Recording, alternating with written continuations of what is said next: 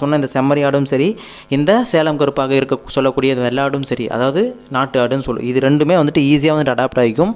நான் அதனால தான் இதை வந்துட்டு நீங்கள் அதிகமாக எடுங்க அப்படின்னு சொல்லிட்டு சொல்கிறது. ஓகேங்களா? அதேமாரி இன்னொரு விஷயம், எப்பயுமே நீங்கள் ஆடு வளர்க்குறீங்க அப்படின்னா, இப்போ நீங்கள் வெள்ளாடு வளர்க்குறீங்க, சூஸ் பண்ணியாச்சு, சரி சொல்லிட்டு எந்த தீவனம் வேணாலும் கொடுக்கலாம், அடாப்ட் ஆகிக்கும். நான் ஸ்டார்டிங்கில் வந்துட்டு எந்த தீவனம் போடலாம்னு சொல்லிட்டு ஒரு ஐடியா இருக்கும், உங்களுக்கு ஒரு கேள்வி இருக்கும்.